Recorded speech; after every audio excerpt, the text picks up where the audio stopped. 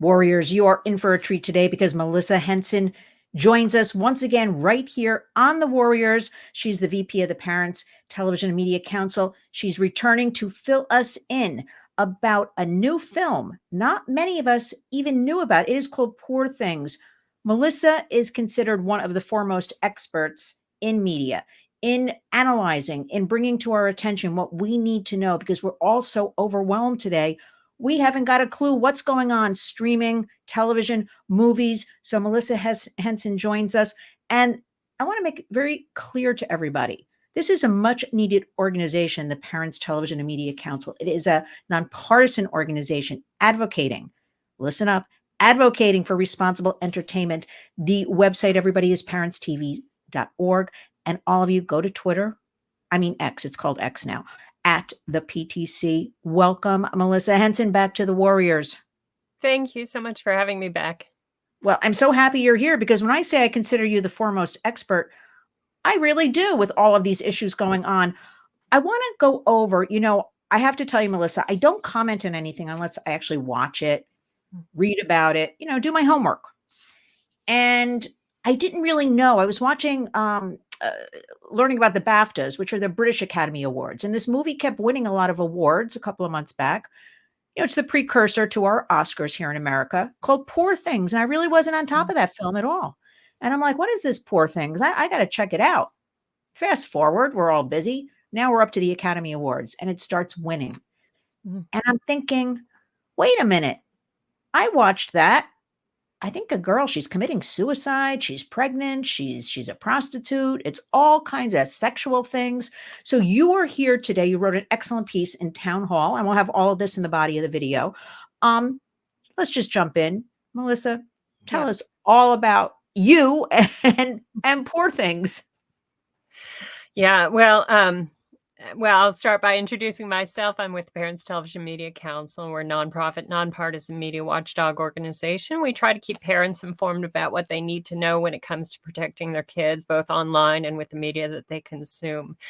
And Poor Things was brought to our attention because, I only in the last couple of months learned that this was actually a Disney production.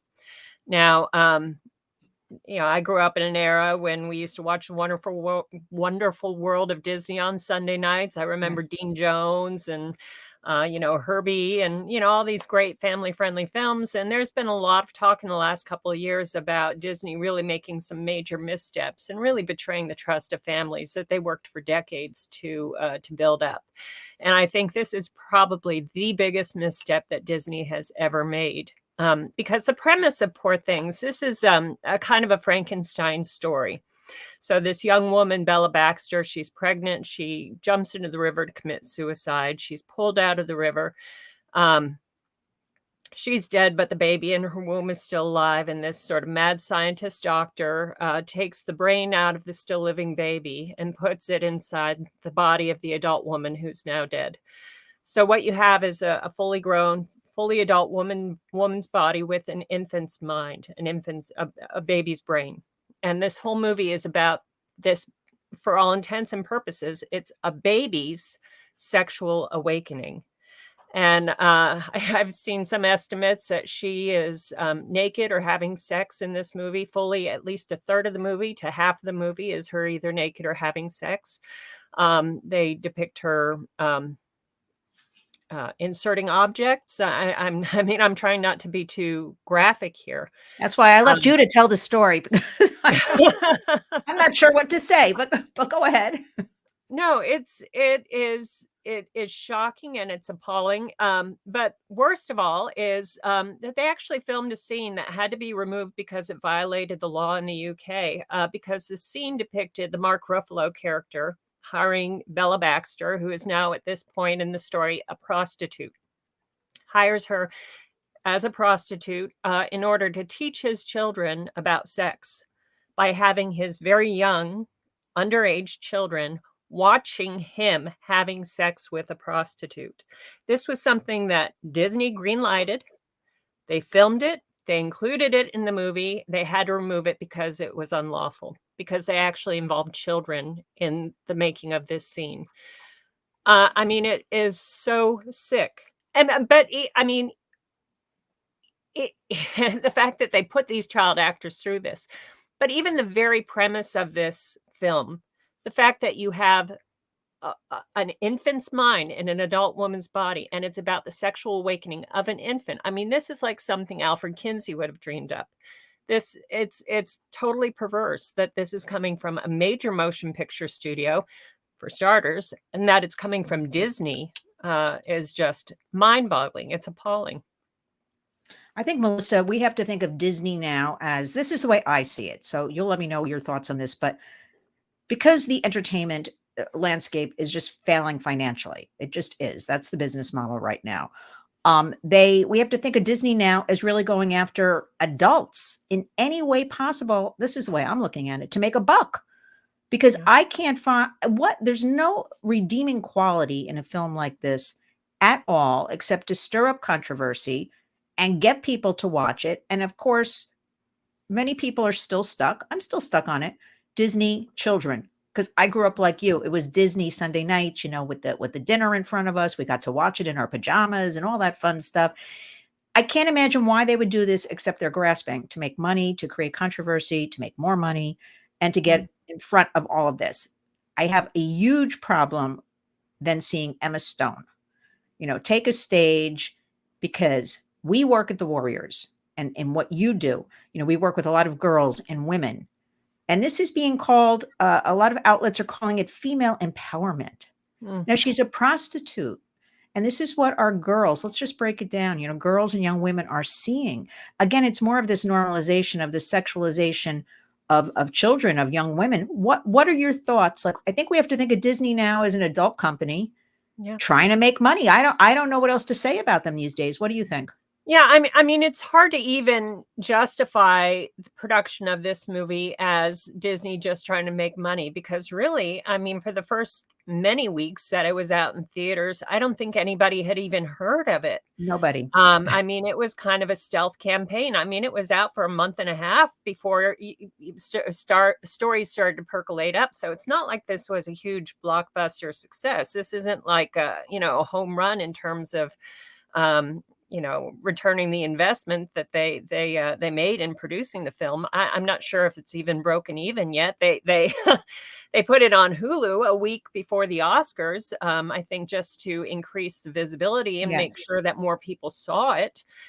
So I don't think this is purely profit motivated. I think it is largely agenda driven, and I think you're right that we now have to view Disney as the enemy to families. They are in the business of producing adult content and sexualizing children. And definitely, I left out, but you rightfully brought up about the agenda. That goes without saying. But nobody I knew, like in entertainment, nobody was talking about Poor Things. Like it wasn't on my Right. agenda. I wasn't reading about it. It was just the BAFTAs, one of the British awards. Then Yeah. it like got on my radar. Then I said, let me explore this a little bit. Yeah.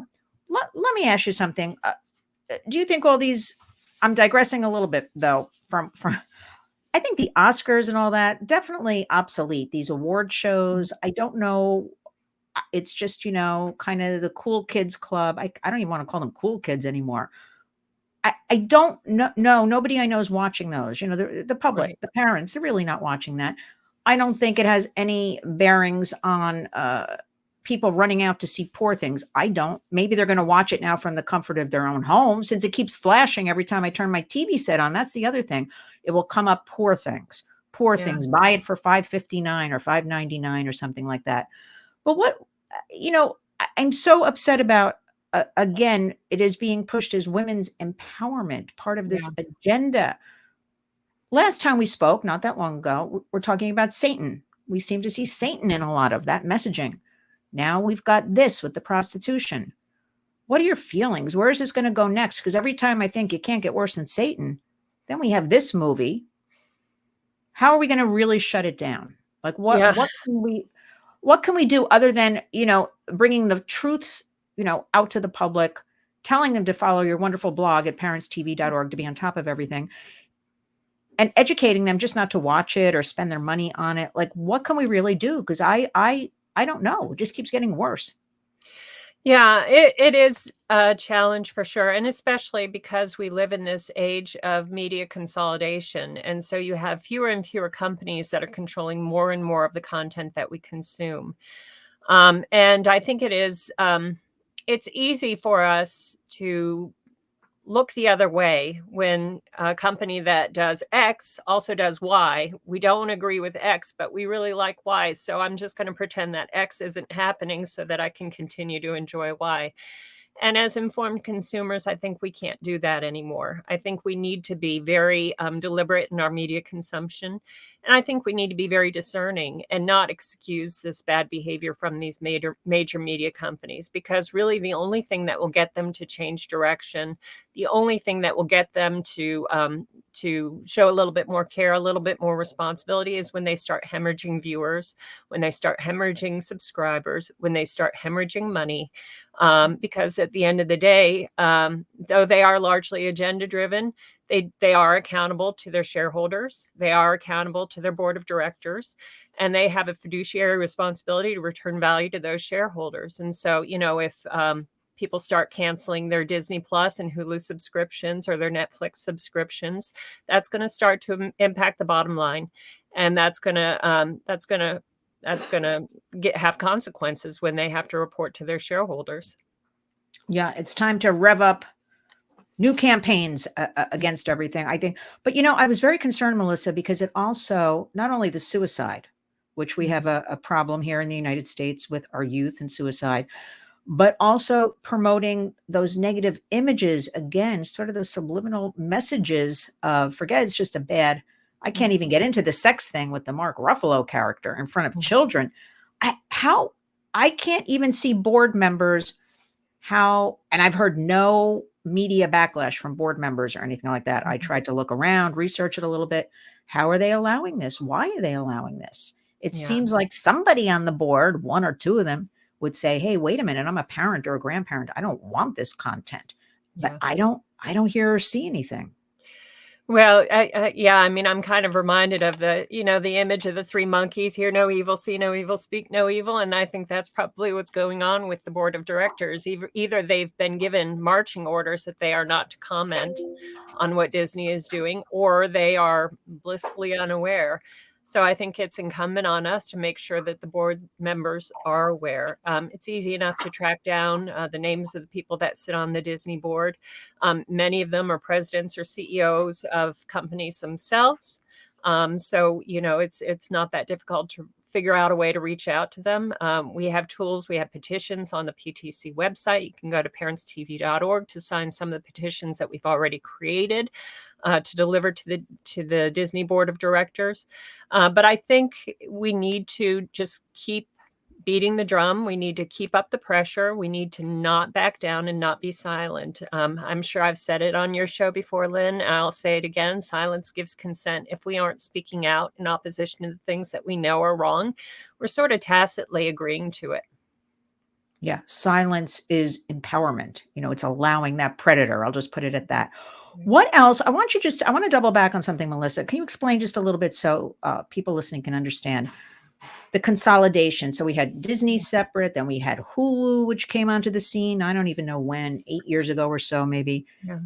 And then they joined forces. Explain why this is problematic, because I've had parents say to me, "What do you mean? It's Disney." They don't understand they've consolidated and they're mishmashing kind of content, or a kid thinking maybe it's, or a mother thinking or father it's Disney, but it'll cross over into Hulu. So just explain that a little bit. Yeah. So with the media consolidation, what's happening is there used to be dozens of independent studios that were producing TV content, producing films. But what's happening is major players in this field are buying up these smaller players and consolidating. And so what's happening is you have less independence, fewer independent voices, less opportunity to create competition. So now instead of a sort of a free market of entertainment content producers, instead what we have is an oligopoly, or getting close to a monopoly. So you have Warner Brothers Discovery, for example, which owns HBO, and they own a number of different movie studios. And you've got Paramount, which owns CBS and MTV and Viacom.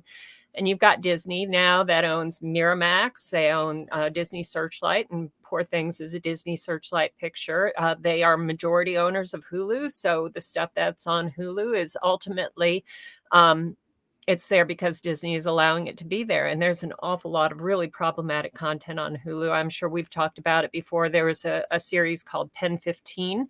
Sounds innocuous, but when you write it down on paper, you see the double entendre. But it's about sex lives of teenagers. They had a movie called A Teacher about a female teacher who sexually seduced one of her male students. Raped, technically. I mean, this was legitimately rape is what she did. And this was on Hulu as well. And so Disney is ultimately responsible for all of this content. I also get a little backlash once in a while, Melissa. People will say to me, well, it wasn't made for children. But I think we know that children are curious, teens are curious. And even if it isn't officially, made as they claim, the media company, for children or teens, or the kids are going to find it when they go searching around. So that argument doesn't work like, well, it was not made. There's no argument to me there. It was not made for teens or children because the kids can find it on all their devices. Any updates in that area, how we're going to control with all the streaming now? Like, it's hard to, ratings don't seem to really matter. Is there any talk on even a federal level about any of this or how to control it? Yeah, I mean, certainly there is legislation pending in the Senate. The Kids Online Safety Act now has, I think, 62 sponsors. And so as soon as it's brought to the floor for a vote, it's pretty sure to pass with 62 sponsors. As far as I'm aware, there's no companion bill yet in the House of Representatives. So we need to make sure that happens so that we can get some legislation. But even at that, as far as I'm aware, the Kids Online Safety Act would not address content on these streaming platforms. And I'm not aware of any current or pending pieces of legislation that specifically address the problem with really adult content on these streaming platforms. And unfortunately, the Federal Communications Commission has no authority there either because they're not using the broadcast airwaves. They are using sort of privately owned subscription services and so forth in order to get this content to people. And people are opting in. They're choosing to bring it into their homes or to stream it on their phones or stream it over their household television sets. And so it really does, in this case, come down to consumers and consumers pushing against the people that are creating and distributing this content, because right now there is no federal or regulatory authority. So it's a duty of care, which I don't like saying this, doesn't really seem like any of these companies are really going to address at all. So that's why it's up to our hashtag community creates change, and it's in the home, right? Yeah. And sharing that information. And that's why parentstv.org, everybody has to have that on their list of well-vetted websites and information and read the blogs so they can understand all of this is going on. I guarantee, Melissa, if I walked outside, I'm here in New York City, went in Times Square down the street, nobody would, like, maybe one person would know what we're talking about. Because when I do focus groups, they almost never know what I'm talking about, kind of thing. Right. That's why Parents TV is so great with all of this information. What should we be, anything we should be aware of? Because I'm now like, I got to get ahead of things because I wasn't even ahead of this Poor Things that's floating around. So is there anything on the horizon you can share with us? Yeah, no, I think last time we talked, we spoke a bit about Has Been Hotel, which I find particularly troubling, especially because it originated on YouTube. And so it already had acquired a substantial audience of teenage fans before it ever went to Amazon Prime Video. So I think, as far as what parents need to be aware of, the two places where kids are spending most of their time these days, they're not watching TV like they did when I was growing up. They're not, on broadcast networks between 8 and 10 at night. They are on their phones and they're consuming their media primarily. It's going to be YouTube or it's going to be TikTok or other social media apps. And a lot of stuff is flying under the radar because it's the child and their device. It's not coming into the family home. So there's a lot of stuff that is gaining followers, gaining popularity on on YouTube or on social media before parents even know that it exists.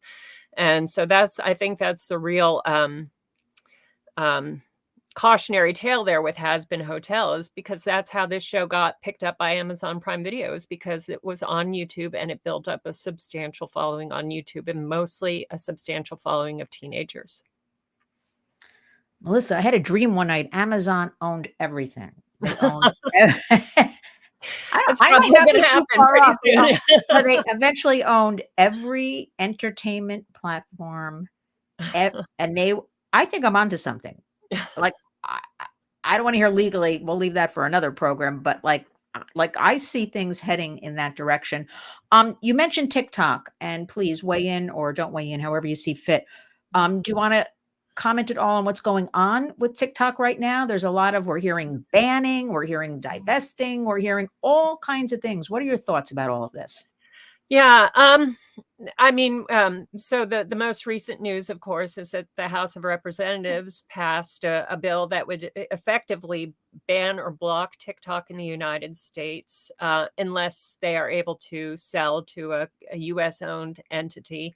I think I saw a story that Rumble was considering buying TikTok. I would say, even if that does happen, even if TikTok becomes a U.S. owned property, it's still not a good idea to let your kids on there, because there's only so much that the corporate entity can control. There's still a lot of user generated content that's going to be really toxic. Now, a lot of the stories that have come out of congressional hearings, and part of the reason why I think there was a lot of urgency behind this piece of legislation, is concern that the version of TikTok that American children see is not the same as the version of TikTok that children in China see. Children in China would see content that is encouraging patriotism or working hard and studying. And meanwhile, American school children were getting content that was encouraging self-harm, or that was encouraging gender dysphoria, or that was encouraging eating disorders and so forth. So I think even if it became US controlled, like Instagram or Facebook, kids are still going to be facing that kind of content. They're still going to be confronting problematic content. So even if it becomes controlled by a US company, it's still not a good idea to let your kids on there. Well, you know what I think? I think, where's everybody been, while this has been going on? And this is just me personally. Look, we have not done, I don't mean you and me, I mean we collectively, government, whatever, legislation. Look, we have Facebook, we have Twitter, we have Snap, we have all these platforms. I don't think throwing around just banning TikTok, somebody American buying it, I don't really think the bottom line that helps children, because I think you pointed it out correctly. Toxic material is still there. And the big warning bell, Melissa, should have been, comes from China, and it shuts down on them after 40 minutes. Kids can only be on it 40 minutes. You pointed out patriotism. It's all nice stuff. It's science and math. So where's everybody been? But I'm saying this because that is why we need everybody to go to parentstv.org and be up to date about all of these things. Talk about it in your home. Talk about it with your friends. Talk about it in your community, because that's where I believe at the grassroots we can affect this change, as we're slugging it out, some of us in Washington, to get them to understand why this is so critical. Finish this up. Final words. What do you have to share with us? I would want to share with us? Yeah, I would just encourage folks to come to parentstv.org, sign up to receive our weekly emails. We often have tools and tips, ways to get involved, ways to take action. We try to keep our readers informed about things that they need to know about, disturbing trends, content that they need to be aware of, so that they can take appropriate measures to protect their kids. So parentstv.org to receive our emails. And yeah, I thank you for your time. And you're going to be back. You're going to be back soon, because we know that none of this is ending anytime soon. And Sadly, I'm almost, we're smiling as we say that, but you know what? I'm smiling because I so rely on you and parentstv.org to educate me, because who can keep up with all of this? We are going to have all of your information, everything in the body of the video. We are going to get back on those, going after Disney and Hulu. We got to get signatures. We got to get people involved. We got to create new warriors. And I want to thank you, Melissa Henson, for always jumping on with the warriors, taking time, explaining, sharing your voice and your expertise. You make me a better warrior. I'm going to call you our media expert warrior, if Okay. you'll accept that title. Happily. Melissa, Thank you. Melissa Henson, we will speak again soon. Have a great weekend. Thank you. You too.